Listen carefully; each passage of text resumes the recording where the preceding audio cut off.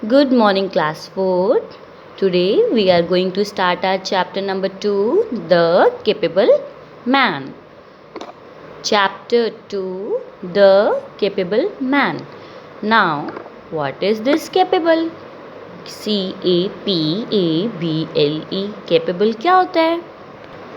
मतलब जो किसी काम को करने के लिए उसके पास इतनी कैपेसिटी हो, क्षमता हो कि हाँ वो उस काम को कर सकता है, ठीक है? So, I'm going to start. I'll read and you will also read with me at your home. Once upon a time, there lived a king. He was a very kind man and he looked after welfare of his people. Once upon a time यानी एक बार की बात है, एक राजा रहता था। जो वह राजा था वो राजा बहुत ही काइंड पर्सन था यानी काइंड मैन। अब ये काइंड क्या होता है?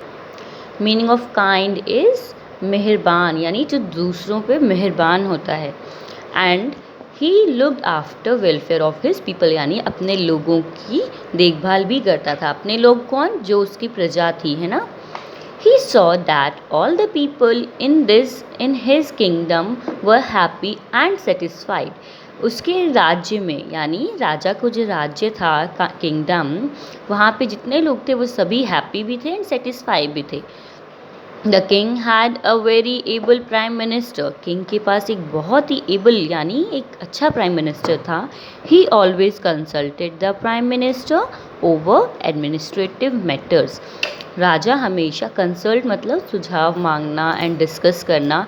तो राजा हमेशा डिस्कस करता था प्राइम मिनिस्टर के साथ कि और किस पे डिस्कशन होता था? एडमिनिस्ट्रेटिव मैटर्स यानी जो ऑफिशियली मैटर्स होते हैं, जो कुछ डिसीजंस लेने होते हैं इम्पॉर्टेंट, उसके बारे में। एज ईयर्स वेंट बाय मतलब जैसे सालों साल निकलते गए, the prime minister became old and the king began to search for another one. तो अब जो प्राइम मिनिस्टर थे वो बूढ़े हो गए थे, तो जो राजा था वो दूसरा प्राइम मिनिस्टर ढूंढने की खोज में थे। आफ्टर अ लॉन्ग सर्च मतलब उन्होंने काफ़ी कोशिश की। द किंग एट लास्ट यानी लास्ट में राजा ने entrusted the old prime minister with the task of finding a capable man to take his place. Now here the word is entrusted. अब देखिए इंट्रस्टेड का मीनिंग क्या हुआ कि राजा ने एक काम यानी जो प्राइम मिनिस्टर को ढूंढना था वो वर्क किसको दे दिया? प्राइम मिनिस्टर को, है ना। कि जो पुराने प्राइम मिनिस्टर से थे उनसे कहा कि आप एक नया प्राइम मिनिस्टर ढूंढिए। तो इंट्रस्टेड का मतलब होता है किसी काम को सौंप देना या असाइन करना, ठीक है। तो प्राइम मिनिस्टर ने उनको असाइन किया। Now the Prime Minister issued a proclamation and called a meeting of all the Pandits in the kingdom. अब क्या किया? प्राइम मिनिस्टर ने प्रोक्लेमेशन, एक वर्ड है यहाँ पे, प्रोक्लेमेशन है ना ये वर्ड, इसका मतलब क्या है? This is a new word for you, right. So the meaning of proclamation is announcement, घोषणा करना। तो जो प्राइम मिनिस्टर थे उन्होंने घोषणा की तो उन्होंने क्या किया? घोषणा की और सभी पंडित को बुलाया राज्य में। किंगडम यानी राज्य, एंड पंडित्स को बुलाया। He then selected the 4 most learn pandit. तो उन्होंने उनमें से 4 पंडितों को सेलेक्ट किया जो सबसे ज़्यादा इंटेलिजेंट थे। The Prime Minister wanted to choose the best of the 4 Pandits as the new Prime Minister. तो जो प्राइम मिनिस्टर थे वो चाहते थे कि उन 4 पंडित में से वो इन चारों के में से किसी बहुत ही अच्छे को प्राइम मिनिस्टर बनाया जाए।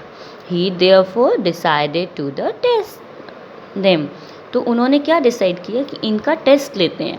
आप भी हमेशा होता है ना, जब किसी नई चीज़ को अगर आपको पाना हो या आप कुछ नई पोजीशन पे जाना चाहते हैं, firstly people were examined you. लोग आपको एग्जामाइन करते हैं, आपका टेस्ट करते हैं ताकि देखने के लिए कि आप उस चीज़ के लिए कैपेबल हैं या नहीं हैं।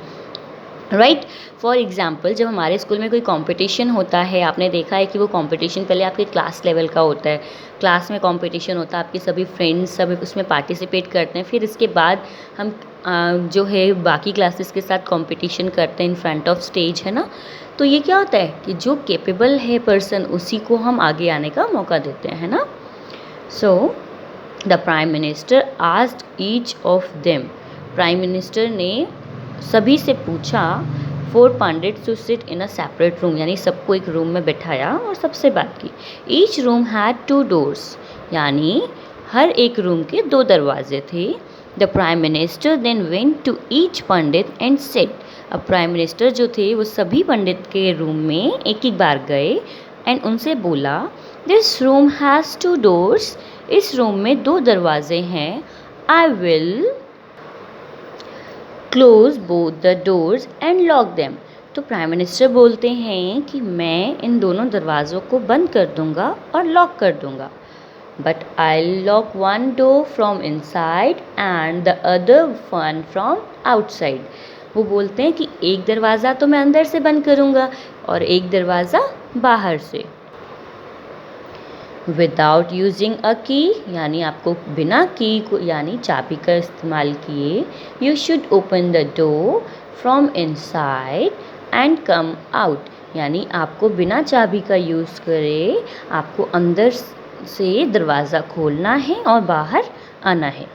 The pandit who succeeds in coming out first will be appointed as a prime minister, यानी जो पंडित सबसे पहले बाहर निकल आएगा उस पंडित को हम प्राइम मिनिस्टर बनाएंगे। आउट ऑफ द 3 पंडित्स, यानी उन 4 पंडित में से 3 पंडित जो थे वो क्वाइट कन्फ्यूज्ड, यानी वो कन्फ्यूज्ड हो गए। How can the lock be open without the की, यानी बिना चाबी के दरवाज़ा कैसे खुलेगा।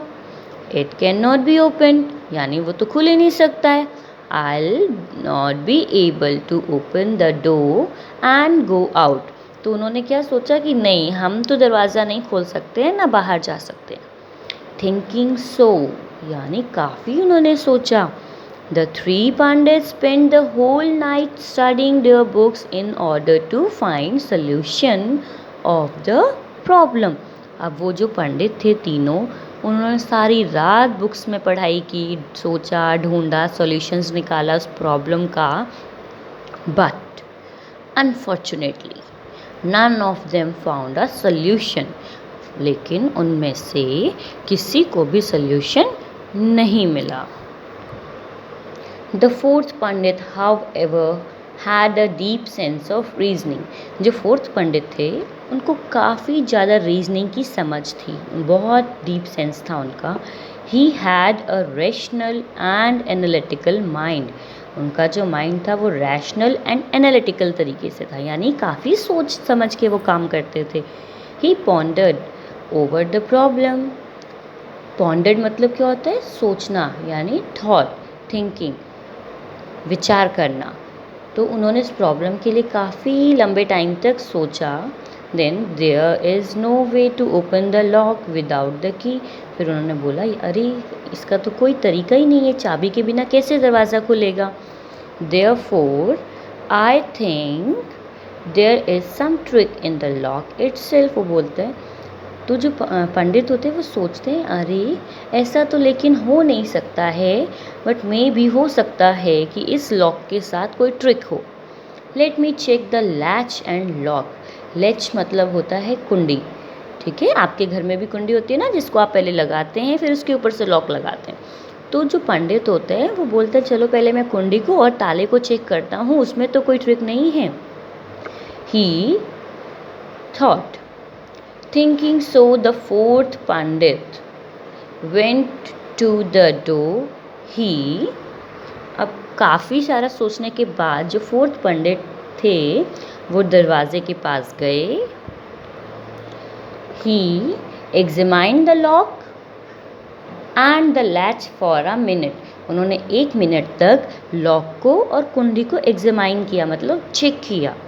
Suddenly he realized that the door was on the latch, अब उसने अचानक से रियलाइज़ किया, मतलब महसूस किया, अरे that the door was on the latch, यानी वो जो दरवाज़ा के साथ कुंडी लगी हुई है, the door was not close but not the door was close but not latched, दरवाज़ा तो बंद है लेकिन कुंडी नहीं लगी हुई है।